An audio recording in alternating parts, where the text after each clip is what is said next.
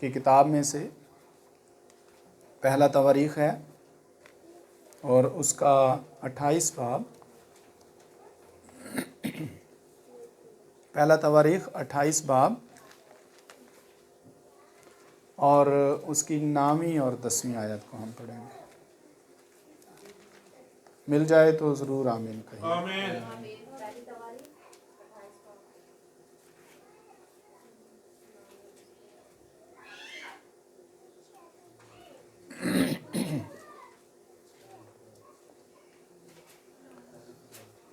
Hallelujah.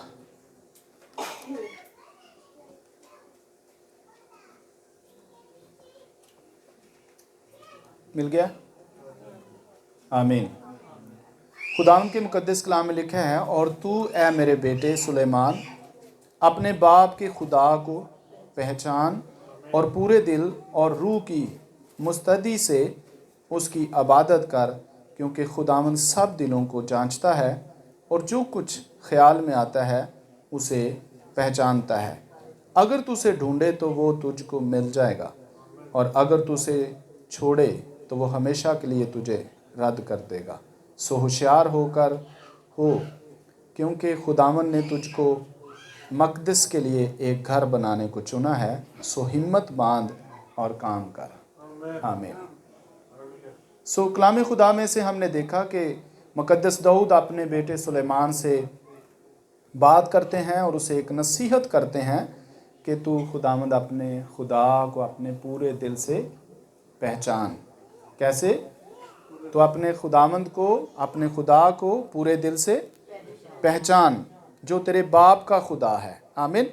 तो अपने बाप के खुदा को पूरे दिल से पहचान, और लिखा है और रूह की, पूरे दिल और रूह की मुस्तदी से। किससे? रूह की मुस्तदी से। पूरे दिल और रूह की मुस्तदी से उसकी इबादत कर, और अपनी सब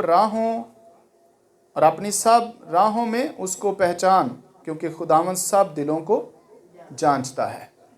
सो ये रूह की मुस्तदी क्या है जिससे हमने खुदावंद की इबादत करनी है? रूह की मुस्तदी।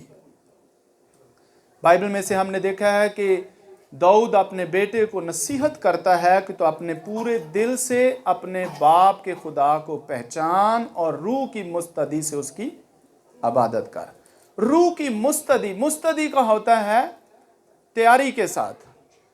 आमीन। रूह की मुस्तदी के मतलब है रूह की तैयारी के साथ। एक बदन की तैयारी होती है और एक रूह की तैयारी होती है। बहुत दफ़ा ऐसे होता है, हम बदनी तौर पर खुदा की इबादत के लिए आते हैं, चर्च में बैठे होते हैं, कलीसिया में बैठे होते हैं, लोगों के बीच में बैठे होते हैं, लेकिन अंदर रूह हमारी जो है वो प्रसश नहीं कर रही होती। रूह जो हमारी है वो इबादत में शरीक नहीं होती। रूह जो है वो हम्द में शरीक नहीं होती। रूह जो है वो अंदर से तैयार नहीं है। तो हम आ जाते हैं, घर से हम आ जाते हैं, लेकिन अंदर जो रूह की तैयारी है, बातन की तैयारी है, जो अंदरूनी तैयारी है, वो हमारी तैयारी नहीं होती। हम बैठे होते हैं, चर्च में आते हैं, लेकिन हमारा जो रूह है वो प्रसश नहीं करता। हम ज़रूर बदन लेके आ जाते हैं, हम बदन की तैयारी के साथ आते हैं, लेकिन अंदर से रूह तैयार नहीं है कि वो खुदा की इबादत करे, खुदा की बंदगी करे, खुदा की सताइश करे, खुदा की शुक्रगुजारी करे। इसलिए मुकद्दस दाऊद कहता है कि ऐ मेरे बेटे, तू अपने बाप के खुदा को पहचान। किसको पहचान? अपने बाप के खुदा को पहचान, और रूह की मुस्तदी से उसकी क्या कर? इबादत कर। इबादत होती ही रूह की मुस्तदी से है। जहां रूह नहीं है और रूह की मुस्तदी नहीं है, रूह की तैयारी नहीं है, रूह शाद नहीं होता खुदा की हुजूरी में आकर, और रूह की लगन नहीं है जहां खुदा के साथ, वहां रूह से बंदा इबादत नहीं कर सकता। बैठा जरूर रहेगा, लेकिन उसकी कोई इबादत नहीं है। वो जरूर सामने है, वो चर्च में आया है। लोग कहते हैं हम घर से जब आते हैं तो जाहिर है हम इबादत करने के लिए आते हैं, अच्छा है, लेकिन रूह की मुस्तदी भी ज़रूरी है। ये बहुत ज़रूरी है, क्योंकि रूह की मुस्तदी से, रूह की तैयारी से, के अंदर रूह चाह रहा है।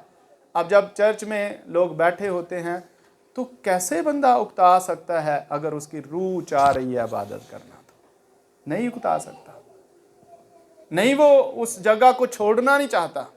अगर रूह मुस्तैद है, और जीसस ने कहा रूह तो मुस्तैद है मगर बदन, जीसस का बदन कमजोर था, रूह मुस्तैद थी, और हमारा बदन ताकतवर है, रूह कमजोर है। जीसस की रूह मुस्तैद थी, उसने कहा रूह मुस्तैद है लेकिन बदन कमजोर है। और हमारा जो सिलसिला है वो उल्ट है, हमारा बदन जो है वो बाज का तैयार होता है चर्च जाने के लिए, लेकिन रूह अंदर से इस इबादत के लिए राज़ी या तैयार नहीं होता। और यहाँ पर आकर भी हम रूह से, खुदा के रूह के साथ जुड़ते नहीं हैं। हमारा रूह और खुदा का रूह जब जुड़ जाता है, एक हो जाते हैं, सोचें एक हो जाती हैं, ख्याल एक हो जाते हैं, तो फिर हम इबादत में बढ़ते हैं, फिर हम इबादत में बुलंद होते हैं, फिर हम इबादत में खड़े होते हैं, फिर हम दुआ का जैसे ही मौका मिले, फिर क्योंकि रूह अंदर चाह रहा है कि मुझे मौका मिले, अंदर रूह चाह रहा होता है कि जब दुआ का मौका दिया जाए तो वो रूह चाह रहा है कि मौका मिलेगा तो मैं प्रेयर में शामिल होऊंगा, मौका मिलेगा तो मैं गीत गाऊंगा, मौका मिलेगा तो मैं खुदावंद की हम्द करूंगा, मौका मिलेगा तो मैं बजाऊंगा, मौका मिलेगा तो मैं कोई चर्च का काम होगा तो वो मैं चर्च का काम करूंगा, मौका मिलेगा तो मैं भलाई के काम करूंगा, मौका मिलेगा तो मैं नेकी के काम करूंगा। मैं कोई मौका जाया नहीं करूंगा, मैं हर एक मौके को चेस करूंगा, हर एक मौके को कैश करूंगा, हर एक टाइम को, हर एक वक्त को, हर एक मौका को, जहां कहीं भी मुझे खुदा की इबादत बंदगी सताइश का मौका मिलेगा, मैं फौरन से उसके लिए खड़ा हो जाऊंगा। लेकिन मेरे अजीजों, हम तो इबादत, दुआ का मौका दिया जाए तो उसमें आप सोचते हैं कोई और ही खड़ा हो जाए। इसका मतलब है रूह की मुस्तैदी नहीं है, रूह की तैयारी नहीं है। तो रूह की तैयारी के साथ, रूह की मुस्तैदी के साथ, और फिर लिखा है पहचान होनी चाहिए कि किस खुदा की हम प्रशंसा कर रहे हैं, किस खुदा की हम हम्द कर रहे हैं।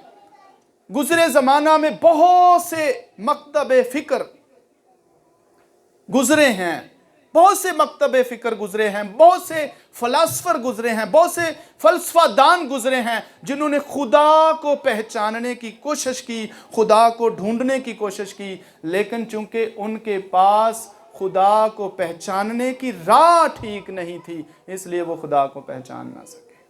किसी ने कहा खुदा जो है वो पानी है, क्योंकि पानी बहुत ताकतवर है, जब भी ये बहता है सब कुछ अपने साथ बहाकर ले जाता है। किसी ने कहा नहीं, ये आग जो है ये असल में खुदा है। खुदा को पहचान रहे हैं, आग खुदा है, जो भी इस आग की लपेट में आ जाता है आग उसको भस्म कर देती है। किसी ने कहा नहीं, हवा जो है ये खुदा है, क्योंकि हवा के सामने जो कोई भी चीज है, हवा दरियाओं के रुख मोड़ देती है, हवा जो है वो चट्टानों को चीर देती है, हवा में ताकत है, वो दरख्त उल्ट पलट देती है, लिहाजा हवा जो है ये खुदा है। किसी ने कहा दरख्त खुदा है क्योंकि ये बहुत मज़े मज़े के फ्रूट देते हैं। किसी ने कहा नहीं, ये सूरज खुदा है। ये वो मकतबे फिक्र हैं जिन्होंने खुदा को ढूंढना तो चाहा, लेकिन रास्ता ठीक नहीं था, रास्ता दुरुस्त नहीं था और खुदा तक ना पहुंच पाए। किसी ने कहा खुदा एक असूल है और अगर असूलों के साथ जिंदगी बसर करोगे तो आप कामयाब हो जाओगे। किसी ने कहा नहीं, खुदा जो है वो सब भलाई और अच्छे काम है, अच्छे काम करोगे तो आप उस मुकाम को हासिल कर लोगे। बहुत से मकतबे फिक्र आए हैं, बहुत से मुफस्सरीन आए हैं, बहुत से फलसफादान आए हैं कि वो खुदा को पहचान सकें, लेकिन खुदा की पहचान तक नहीं पहुंच पाए। पर जिन्होंने खुदा को पहचाना, बाइबल मुकद्दस में हम देखते हैं कि वो किस कदर कामयाब हुए और बड़े, क्योंकि वो सही रास्ते पर थे। सबसे पहले किसी मंजिल को पाने के लिए, किसी टारगेट को अचीव करने के लिए हमें रास्ते का तयन करना पड़ता है, फिर हम उस मंजिल को, उस टारगेट को अचीव कर सकते हैं। अगर राह ही कोई और है तो उसका जो एंड है वो किसी और जगह पर जाकर निकलेगा। इसलिए यीशु मसीह ने कहा कि राह और हक और जिंदगी मैं हूं। इसलिए पहले राह का ठीक होना जरूरी है। अगर रास्ता ठीक है, राह सही है, तो फिर आप रास्तबाज हैं। अगर रास्ता ठीक नहीं है तो फिर आप ना रास्त हैं, यानी रास्ते पर नहीं है। तो रास्तबाज जो उसको बोला जाए तो जो राह पर होता है, जो रास्ते पर होता है, जो रास्ते पर चल रहा होता है। तो रास्तबाज खुदा को जब तलाश कर लेते हैं तो उनको एक मंजिल, एक टारगेट, एक विजन उनकी जिंदगी का जो है वो पूरा हो जाता है। हम देखते हैं दुनिया के ऊपर एक बहुत ही जबरदस्त खादम गुजरा है जिसने बहुत खिदमत की है। आपको पता है उसका नाम क्या है? बहुत खिदमत और बड़ी लंबी जिंदगी उसने प्रीचिंग की है, बड़ी लंबी जिंदगी, और वो मुकद्दस नूह है। बहुत लंबी जिंदगी उसने प्रीचिंग की है। 120 साल तक तो वो कश्ती बनाता रहा और साथ साथ लोगों को प्रीच करता रहा, लोगों को बाइबल सिखाता रहा 120 साल तक। और उससे पहले भी वो लोगों को प्रीच कर रहा था। जब खुदा ने उसे चुन लिया, जब खुदा ने उसे पसंद किया। क्यों पसंद किया? क्योंकि वो खुदा को पहचानता था। उससे पहले बहुत प्रीचिंग उसने की, और जब खुदा ने कहा कश्ती बना तो उसके बाद फिर उसने 120 साल और प्रीचिंग की। गालिबन अगर देखा जाए तो कमोबेश उसने 1.5-200 साल तक खुदा के कलाम को प्रीच किया। लेकिन उस जबरदस्त खादम के वसीला से कितने लोग बचे? एक भी ना। खादम जबरदस्त था, प्रीचिंग जबरदस्त थी, सही था, रास्ते पर था, ठीक था, खुदा को पहचानता था, पर लोग कितने बचे? कोई भी ना। क्या उसकी प्रीचिंग में फर्क था? नहीं। लोगों के सहनों के अंदर फर्क था, लोगों की जिंदगियों के अंदर फर्क था, लोगों के दिलों के अंदर फर्क था। उसकी प्रीचिंग में फर्क नहीं था। अगर उसकी प्रीचिंग में फर्क होता, खुदा उसे क्यों बुलाता कि तू अपने लिए कश्ती बना ले? मैं ये समझता हूं कि उसको पूरी पहचान थी खुदा की, और सारी दुनिया एक साइड पे थी और वो अकेला एक साइड पे था। सारी दुनिया उसके मुखालिफ भी, पर वो फिर भी अकेला ही खड़ा था। उसने ये नहीं सोचा कि सारे इस तरफ चले गए हैं, मैं अकेला हूं तो मैं भी इनके साथ मिल जाऊं। उसने अपने अंदर शक नहीं किया कि हो सकता है मैं ही गलत हूं। सारे इस तरफ हैं, बड़े बड़े लीडर, बड़े बड़े बिजनेसमैन, बड़े बड़े पढ़े लिखे, बहुत से नौजवान, बहुत से ताकतवर लोग, बड़े खांदे पींदे लोग, सारी दुनिया एक साइड पे थी। तो शायद उसके दिल में शक आ जाता कि मैं फिर शायद गलत हूं, इधर तो बहुत भीड़ लगी हुई है, तो जिधर भीड़ लगी हुई है ये सारे अच्छे हो सकते हैं। आज लोगों का यही ख्याल है, जिधर भीड़ लगी हुई है ये अच्छे हैं। लोग इसी तरह ही सोच रहे हैं कि जिधर भीड़ ज्यादा है, जिधर ज्यादा लोग खड़े हैं ये ठीक है। पर नहीं, ठीक वही है जो बाइबल के मुताबिक, बाइबल के सांचे में है, वही ठीक है, दूसरा नहीं है। इसलिए अपने आप को देखिए। और उस शख्स ने, चूंकि वो खुदा को पहचानता था, उस शख्स ने अपनी फैमिली पर फोकस रखा। वो सिर्फ लोगों को तालीम नहीं देता था, अपने घर में डेली प्रेयर करता था, डेली प्रेयर करता था। उसके बच्चे उसी दुनिया में रह रहे थे, उन्हीं लोगों के बीच में जो सब के सब खुदा की नजर में नाराज हो चुके थे, नाफरमान हो चुके थे, बदकार हो चुके थे खुदा की नजर में। पर उसके बच्चे उसकी कस्टडी में थे। मैं ये समझता हूं कि जब उसने कश्ती बनाना शुरू किया तो उसके बच्चों ने उसका साथ दिया, उसकी बीवी ने उसका साथ दिया। क्यों उसके बच्चों ने कश्ती बनाते वक्त उसका साथ दिया? उन्होंने क्यों नहीं कहा कि पापा ये तू क्या कर रहा है?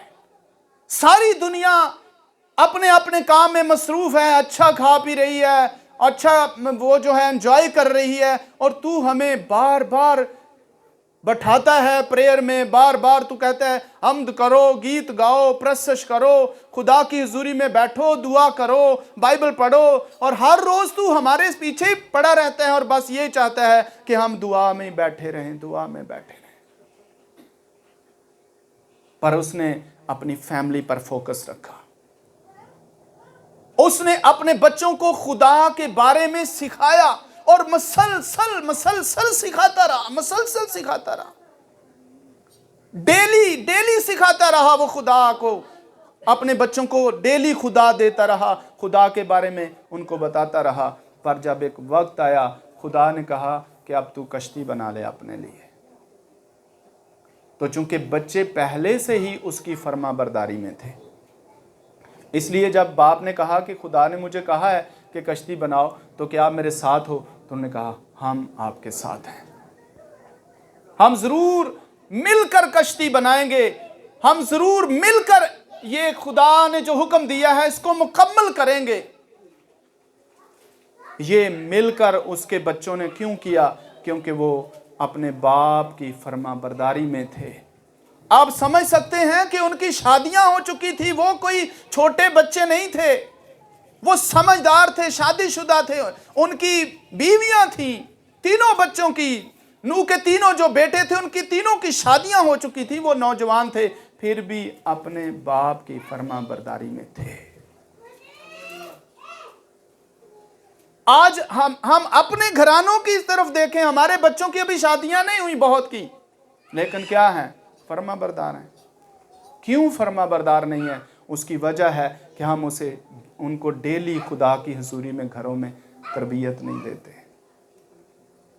हर रोज उनको साथ लेकर बैठते नहीं है, हर रोज खुदा की हुजूरी में हम उनको लेके नहीं आते, हर रोज हम उनके सामने बाइबल स्टडी नहीं करते, हर रोज हम उनके साथ मिलकर इबादत नहीं करते, हर रोज उनके साथ मिलकर हम प्रशंसा नहीं करते, खुदा की हुजूरी में वक्त नहीं देते, टाइम नहीं देते, उनको साथ लेकर नहीं बैठते। और यही सबब है हमारे बच्चे शादियों से पहले ही हमारे खिलाफ हैं और नाफरमान हैं। और हम किसको टाइम दे रहे हैं? बहुत से लोग अपने बिजनेस को टाइम दे रहे हैं, बहुत से लोग अपनी जॉब को टाइम दे रहे हैं, बहुत से लोग दुनिया को टाइम दे रहे हैं, बहुत से लोग दोस्तों को टाइम दे रहे हैं। पर जिनको टाइम देना चाहिए वो उनके बच्चे हैं,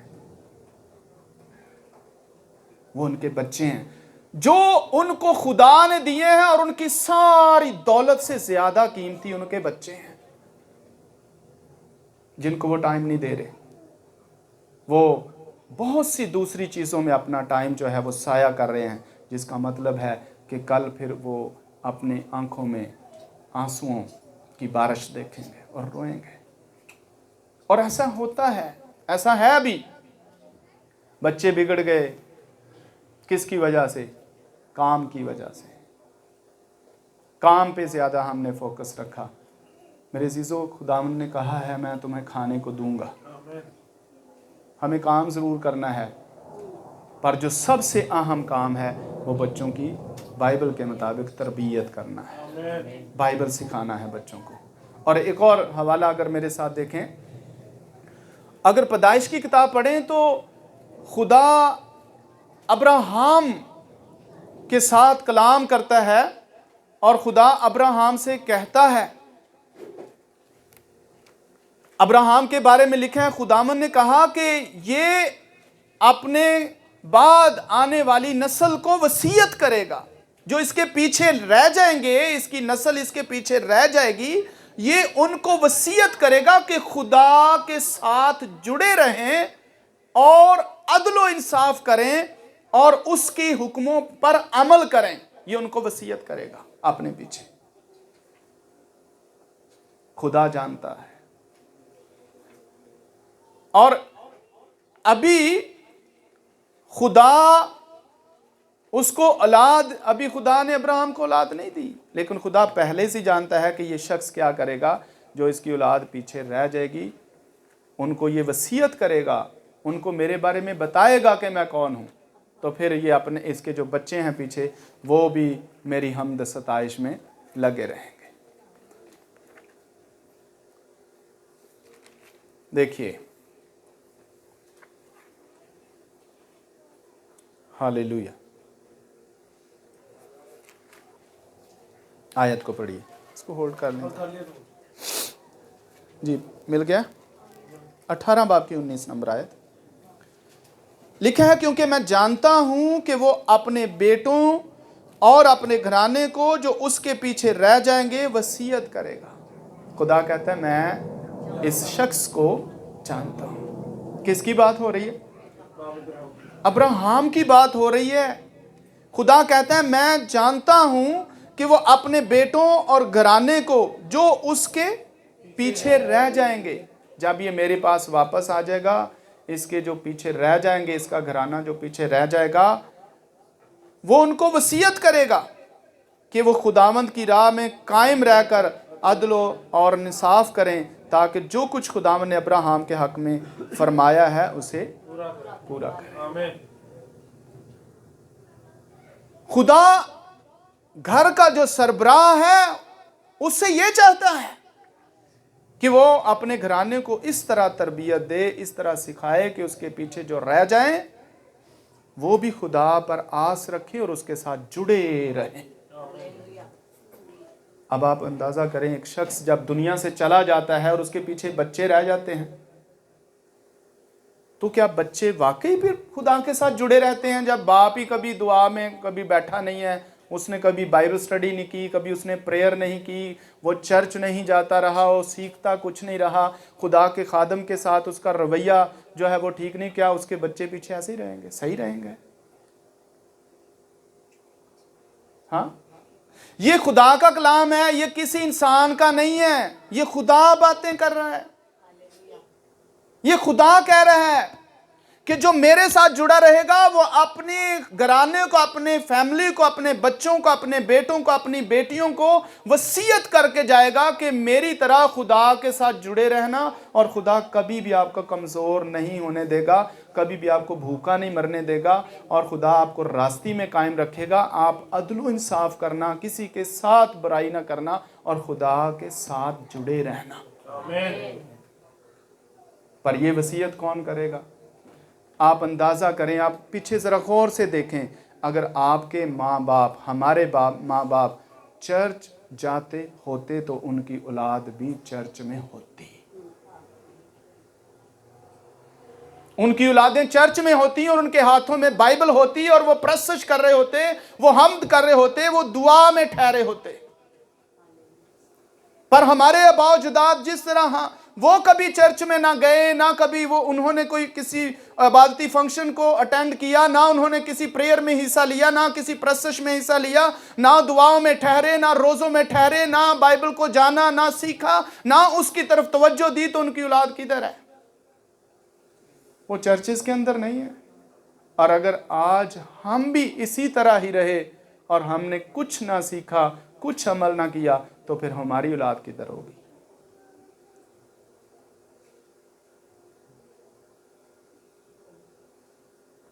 कभी भी संडे के रोज आप काम को तरजीह ना दें, आप चर्च को तरजीह दें, इबादत को तरजीह दें।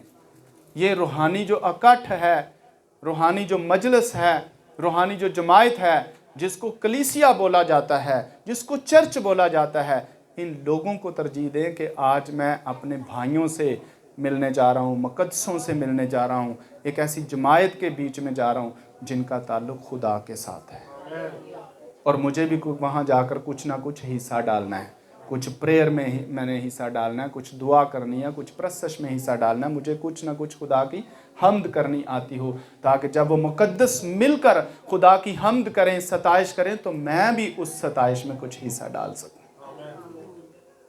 तो किस सोच के साथ आते हैं? रूह की मुस्तदी से आए, रूह की तैयारी के साथ आए।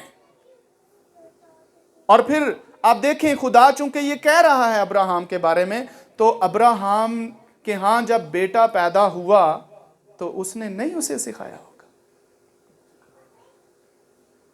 एक हवाला जरा पढ़िए मेरे साथ। 24 बाब।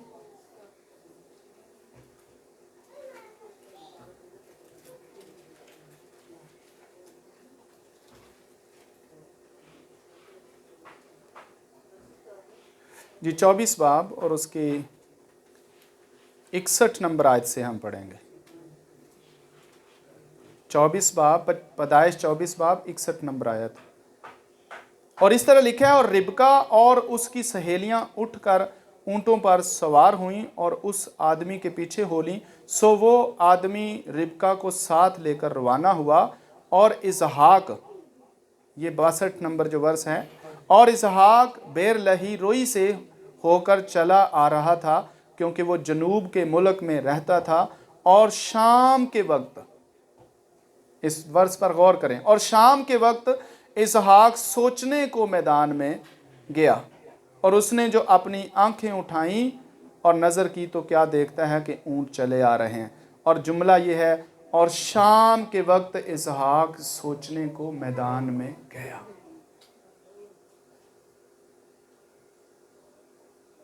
इस जुमले के बारे में आपका क्या ख्याल है? लिखा है, और शाम के वक्त इसहाक सोचने को मैदान में गया। इसका असल मतन जब आप लेंगे, असल वर्जन जब आप लेंगे, तो इसका मतलब है कि वो प्रेयर के लिए मैदान में गया, बाहर। अब उसकी शादी हो रही है, तो कहां जा रहा है? बाहर खेतों में प्रेयर के लिए जा रहा है। ये 40 साल का नौजवान हो गया है, और अब इसके साथ बाप नहीं है। इसकी उम्र 40 साल हो गई है, तो बाप की 140 हो गई है,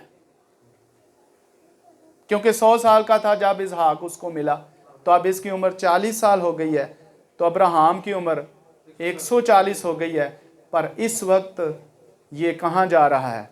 शाम के वक्त प्रेयर के लिए खेतों में जा रहा है, बाहर जा रहा है। क्या क्यों कर ये 40 साल का होकर भी ऐसा काम कर रहा है? क्योंकि इसका बाप जब ये छोटा ही था, इसको रोज अपने साथ प्रेयर के लिए ले जाता था। एवरी डे, हर रोज, एवरी डे वो प्रेयर के लिए ले जाता था। एवरी डे प्रेयर के लिए जाता था, और हर रोज प्रेयर के लिए जाता था। और 40 साल तक उसने अपने बेटे को ये प्रैक्टिस करवाई कि वो कभी भी प्रेयर से छुट्टी ना करे। 40 साल तक अब्राहम ने अपने बेटे इसहाक को ये प्रैक्टिस करवाई है कि वो कभी छुट्टी ना करे। और आज भी देखें, वो morning and evening, morning and evening, morning and evening वो प्रेयर के लिए जाता है। और इस वक्त बाप साथ नहीं है, फिर भी जा रहा है। पर एक वक्त था जब बाप उंगली पकड़ के लेके जाता था, हाथ पकड़ के लेके आता था। बाप लेके जाता है, लेके आता है, लेके जाता है, लेके आता है, every morning and every evening. पर चूंकि अब ये उसकी आदत बन गई है, उसके अंदर रूह की मुस्तदी आ गई है, वो रूहुल कुद्स से तैयार हो गया है, वो रह ही नहीं सकता, छुट्टी नहीं कर सकता, और बिला नागा जा रहा है। और जीसस ने कहा था, बिला नागा दुआ करो।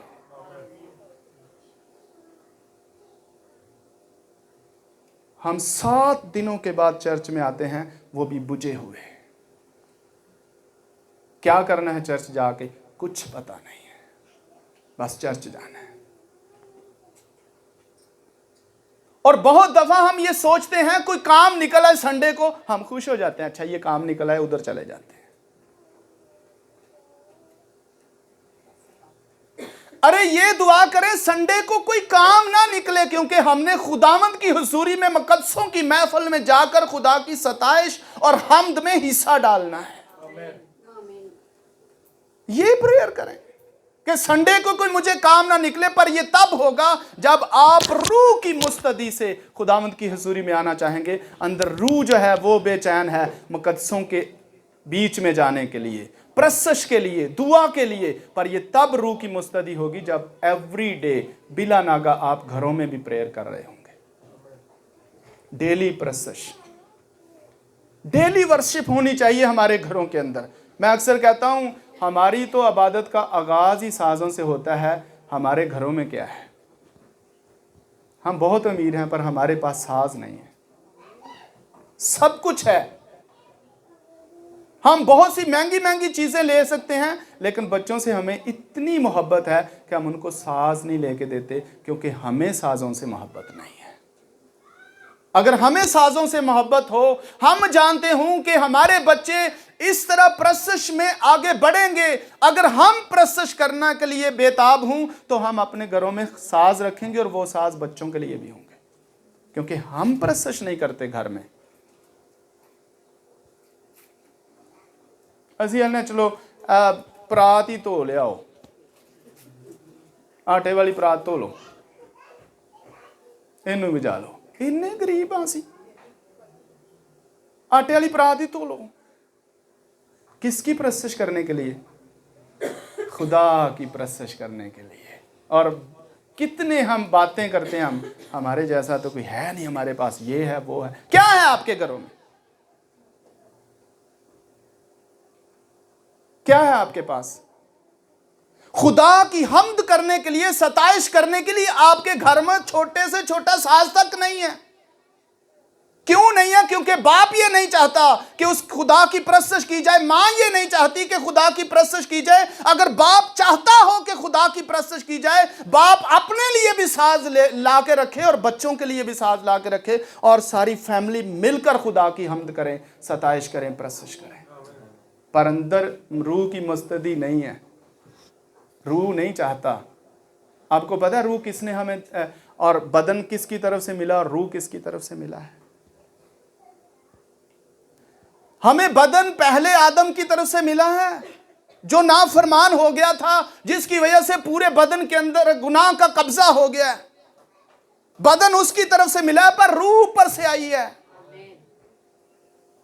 बदन नहीं चाहता कि खुदा की हम्द हो, सताइश हो, प्रशंसा हो, पर रूह चूंकि ऊपर से आया, वो खुदा को जानता है। बदन नहीं जानता खुदा को, रूह खुदा को जानता है। इसलिए बदन नहीं चाहता प्रशंसा करना, पर रूह चूंकि खुदा को जानती है, इसलिए वो प्रशंसा करना चाहता है, रूह प्रशंसा करना चाहता है। पर जब रूह की मुस्तदी नहीं है, रूह की तैयारी नहीं है, हम 4-4 घंटे ऐप जोइयों पर लगाते हैं, और उस वक्त टाइम की कोई फिक्र नहीं है, कोई कदर नहीं है। हमें पता भी नहीं चलता ऐप जुइयां करते हुए कि कितना टाइम गुजर गया, लेकिन दुआ में हमें कितना टाइम याद रहता है। एक एक मिनट बाद हम टाइम देखते हैं। हम उस वक्त क्यों हम टाइम को नहीं भूल जाते जब हमारा बाप के साथ राब्ता हो जाए? भूल जाना चाहिए टाइम, कि बाप की बाहों में आकर हम किस कदर मजबूत और दलेर हो सकते हैं।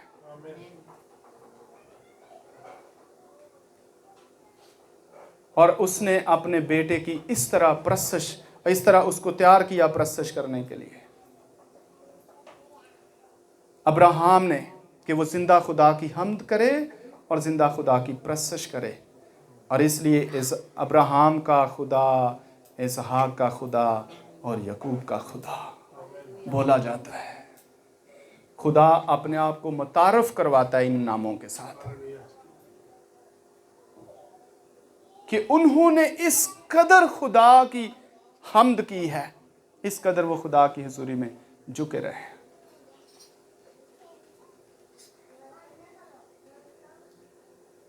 और फिर अगर आप देखें तो खुदा की पहचान के लिए पहली दफा, आपको पता है ये भी एक जबरदस्त खादम है जिसका मैं नाम लेने लगा हूं, ये मुकद्दस मूसा है।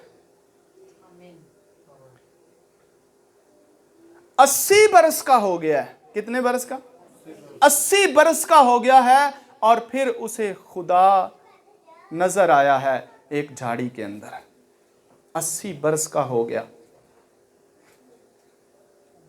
उसने खुदा के बारे में सुना था कि अब्राहम का एक खुदा है जिसको हम भी मानते हैं, इसहाक का एक खुदा है जिसको हम मानते हैं, यकूब का एक खुदा है जिसको हम मानते हैं। वो जानता था कि अब्राहम, इसहाक और यकूब का खुदा है जो हमारा भी खुदा है, पर उस खुदा को कभी उसने पहचाना नहीं था।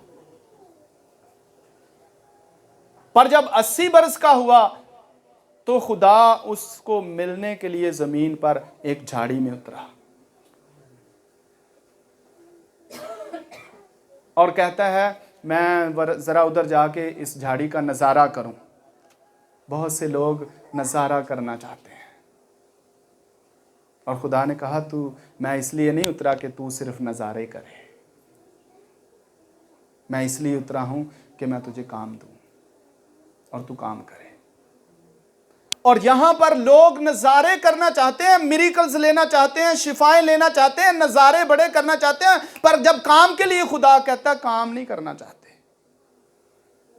कहते हैं मैं जरा उधर जाके झाड़ी का नजारा करूं, ये जल क्यों नहीं रही है, आग तो लगी हुई है इसमें। यहां बहुत से लोग हैं कि वो सिर्फ नजारा करना चाहते हैं खुदा का अपनी जिंदगी के अंदर, मौजसा, ये एक नजारा, शिफा एक नजारा, वो नजारे लेने चाहते हैं, पर खुदा उनसे काम लेना चाहता है, पर वो अपने आप को काम के लिए नहीं देना चाहते। यहां पर बहुत से लोग इसी तरह ही हैं, वो कहते हैं हमारी जिंदगी में बस मौजसा हो जाए, मिरेकल हो जाए, ये हो जाए, फलां हो जाए, लेकिन वो काम जब खुदा बोलता है मेरा काम कर, तो कहता है उसको भी जब खुदा ने कहा मैं इसलिए आया हूं कि तुझे काम दूं, जब वो करीब आ रहा है खुदा ने कहा अपना जूता उतार दे क्योंकि तू कातिल है, तू खून करके आया है। खुदा जानता था ये खून करके भागा है, इसने एक बंदे को मार दिया है।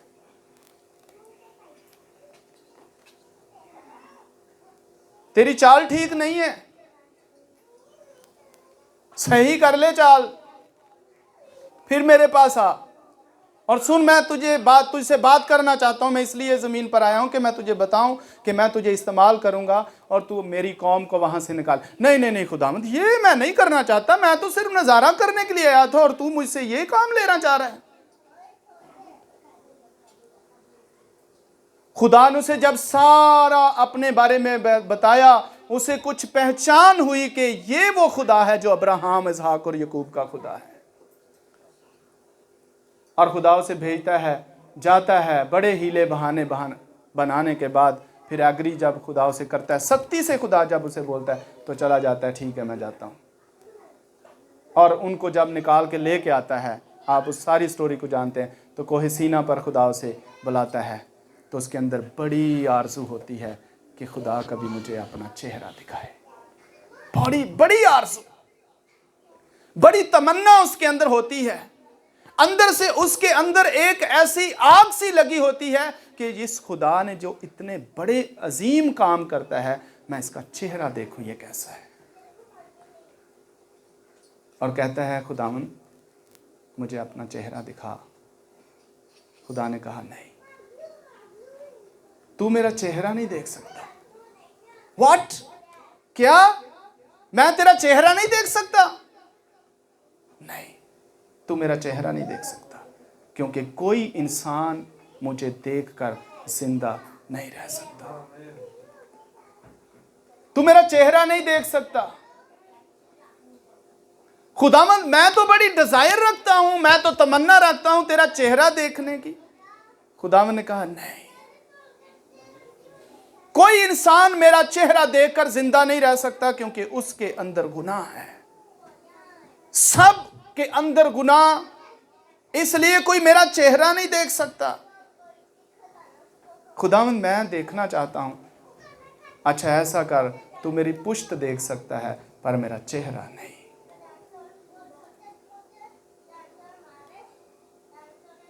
और जीसस ने कहा है मुबारक हैं वो जो पाक दिल हैं, क्योंकि वो खुदा को देखेंगे।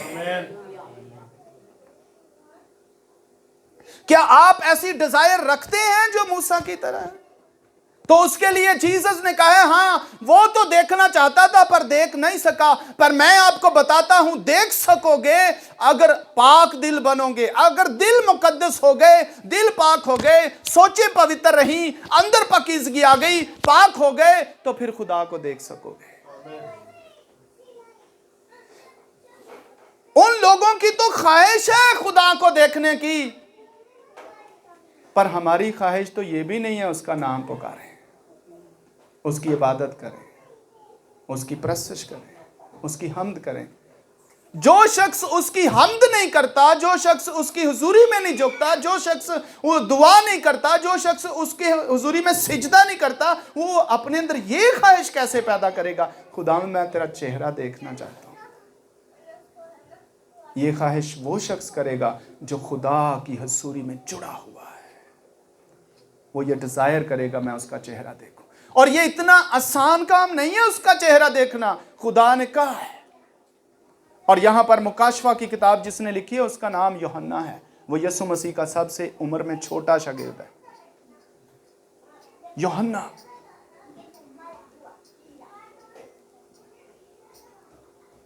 और मुकाशवा में हम देखते हैं कि जब वो रूह में आता है, हालांकि क्या हुआ, वो कफारे को जानता है, वो यीशु मसीह की कुर्बानी को जानता है, यीशु मसीह की कुर्बानी पर ईमान रखता है, वो ये ईमान रखता है कि मेरी सारी खताएं बख्शी गई हैं। पर जब उसका चेहरा, मुकाशवा में लिखा है, जब उसका चेहरा रूबरू देखता है तो ऐसे गिर जाता है जैसे मुर्दा कदमों में गिर जाता है। यीशु मसीह के कदमों में इस तरह वो गिर गया। इतना रूहानी शख्स यूहन्ना अरब बहुत रूहानी शख्स है, जिसने यूहन्ना की अंजील भी लिखी है और 3 खत भी लिखे हैं, और फिर उसने मुकाशवा की किताब भी लिखी है। बहुत रूहानी शख्स रूह में आसमान पर जाता है। एक दफा वो कहां गया, एक दफा वो फरदौस में गया, एक दफा वो आलम बाला पर खुदा के रूबरू गया है। इतना रूहानी शख्स, पर जब यीशु को वहां देखता है रूह के आलम में, यीशु को रूह में देखता है, ऐसे जैसे मुर्दा गिर पड़ता है, यीशु मसीह के कदमों में इसी तरह गिर पड़ता है।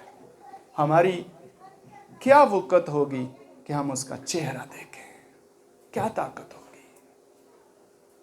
पर यह भी डिजायर उनके अंदर आएगी जो प्रसश में, हम्द में, सताइश में, शुक्रगुजारी में, दुआओं में, रोज़ों में, खुदा की हसूरी में, कलाम अक़दस को लेकर बैठे रहते हैं। उनके अंदर ये ख्वाहिश पैदा होती है हमें अपना चेहरा दिखा। पर उनके लिए भी आसान नहीं है। पर बाइबल कहती है उस वक्त रूबरू देखेंगे। और दूसरा शख्स वो है जो पौलुस रसूल है, और पौलुस रसूल ये कहता है कि मैं अब उसे देखता हूं पर धुंधला धुंधला धुंधला धुंधला। शीशे के ऊपर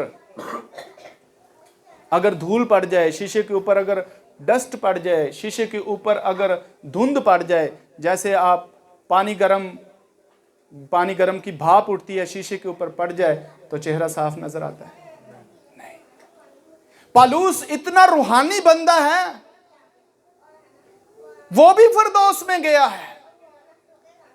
दूसरा करंथियों 12वां बाब अगर पढ़ के देखें तो फिरदौस में जाता है।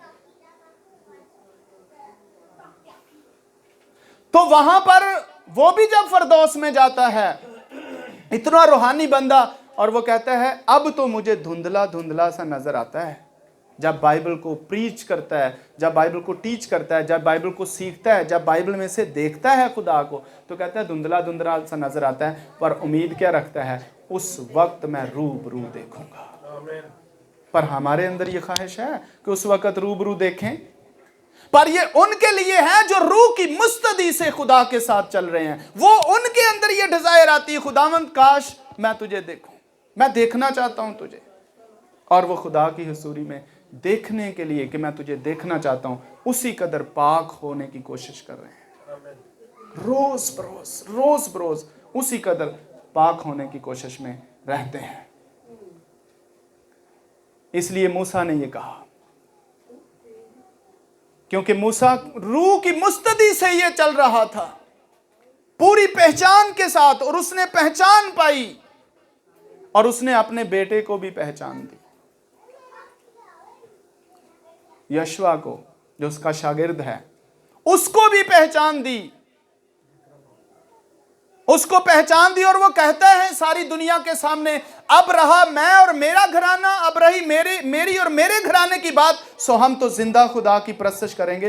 तुमने जिसको चुनना है चुन लो, तुम जिसकी परस्तिश करना चाहते हो कर लो, पर हम तो जिंदा की परस्तिश करेंगे। वो अपनी फैमिली को एक साइड पे करता है और अपनी फैमिली को साइड पे करके, सारी मजलिस से साइड पे करके, सारे लोगों से अलग करके, अपनी फैमिली को एक साइड पे करके कहता है तुम जिस खुदा की परस्तिश करना चाहते हो कर लो, पर मैं और मेरा घराना तो जिंदा खुदा की परस्तिश करेंगे। इससे कोई फर्क नहीं पड़ता कि किस कदर ज्यादा लोग हैं और किस कदर कम। फर्क इससे पड़ता है कि साथ खुदा के कौन चल रहा है। वहां पूरी कौम एक साइड पे थी और उसने कहा मैं नहीं जानता, तुम्हें सिखा सिखा के वो कहता है तंग आ गया हूं, थक गया हूं, अब तुम जिसकी करना चाहते हो परस्तिश कर लो, पर मैं और मेरा घराना जिंदा खुदा की परस्तिश करेंगे।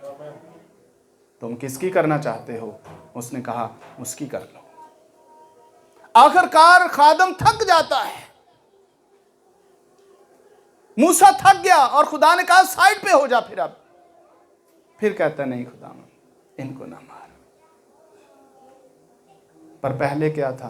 तैश में आ गया, क्योंकि जब सिखाया जाता है कोई ना सुने ना सुने ना सुने। यीशु भी गुस्से में आ गया था। जाना चाहते हो चले जाओ।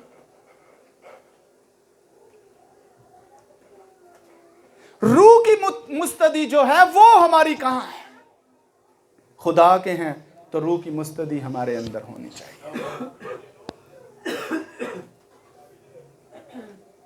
एली काहिन ने अपने बच्चों को नहीं सिखाया। बहुत बड़ा खादम है एली काहिन जो है, वो काहिन भी है, वो काजी भी है, मतलब के बादशाह भी है। सिर्फ काहिन ही नहीं है, उसके पास सारी कौम उसके पास आती है, सारी कौम का लीडर है। वो सिर्फ पादरी ही नहीं है, सिर्फ खादम ही नहीं है, सारी कौम के ऊपर जज भी है, बादशाह भी है और सारी कौम का काहिन भी है, खादम भी है। पर उसके अपने ही बच्चे किधर हैं?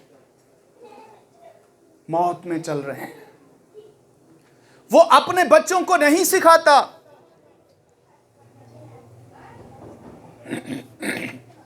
और ये बाइबल में बकायदा लिखा हुआ है कि उसके बच्चे चर्च के अंदर जनाकारी करते थे।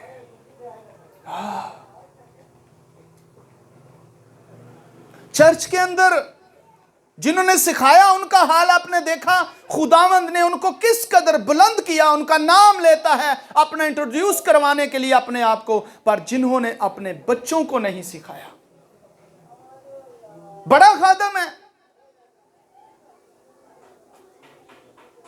पर अपने बच्चों को नहीं सिखाया, इस कदर वो जनाकार बदकार हैं और फिर सारे के सारे तलवार से काट दिए जाते हैं, मारे जाते हैं। इसलिए ये ना सोचें कि कोई कौन क्या कर रहा है, ये सोचें कि मैं क्या कर रहा हूं।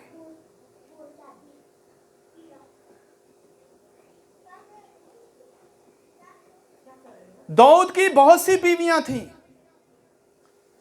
और खुदा बार बार दाऊद का जिक्र करता है, पर एक बीवी उसकी बहुत फरमाबरदार थी, दूसरी सबसे। जितनी भी उसकी बीवियां थीं पर एक बहुत फरमाबरदार थी, वो थी हित्ती ओरिया की जो पहले बीवी थी, बत्सबा। वो बहुत फरमाबरदार थी उसकी, और जो उससे औलाद हुई खुदा भी उसके साथ बात कर रहा था। पर बाकी बीवियों से औलाद होती है क्योंकि वो बीवियां उसकी फरमाबरदार नहीं है और उनके बच्चे उसके फरमाबरदार नहीं है। और आप बाइबल को पढ़ के देख लें, दाऊद ने उनको कभी खुदा के बारे में उनको झिड़का नहीं था। अमनून ने क्या किया? अमनून के बारे में लिखा है दाऊद ने कभी उसको बुरा या भला कुछ भी नहीं कहा था, डांटता नहीं था उसको। और उसने क्या किया? अपनी ही बहन के साथ उसने जबरदस्ती की। क्यों? क्योंकि उसको डांटा नहीं गया, उसकी तरबियत नहीं की गई, उसको सिखाया नहीं गया, उसकी कांट छांट नहीं की गई, हराम सादा ठहरा।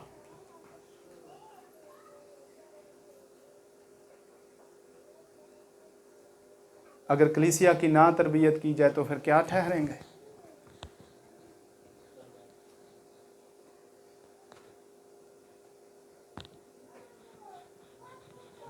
और यहां पे गुस्से में लोग आ जाते हैं।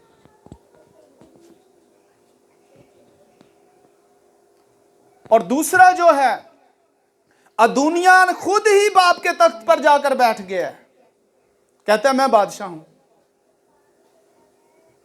एक ने हरामकारी की, बदकारी की, घर के अंदर ही, महल के अंदर ही, और दूसरा जो कहता है दुनिया दुनिया खुद ही बाप के तख्त के ऊपर जाकर बैठ गया और ऐलान करवा दिया मैं बादशाह हूं। कहता है मेरा बाप नहीं है बादशाह, मैं हूं। आप अंदाजा कर सकते हैं वो क्या कर रहा है। और तीसरा अबीसलूम था, जिसने अमनून को मारा और फिर बादशाह के खिलाफ जंग की, वो भी उसका बेटा था। जो मां बाप अपने बच्चों को तरबियत नहीं करते, जो मां बाप अपने बच्चों को सिखाते नहीं हैं, उनकी काट छांट नहीं करते, वो बच्चे कभी भी खुदा की हजूरी में कामयाब नहीं हो सकते। ये बाइबल कहती है।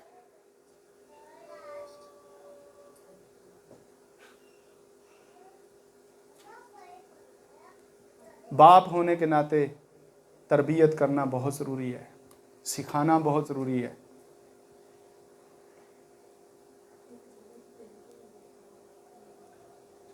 इसलिए बाइबल में लिखा है, ऐ मेरे बेटे मेरी बातों को फरामोश ना कर, इन पर तवज्जो दे, इन पर ध्यान दे, ये तेरी जिंदगी है।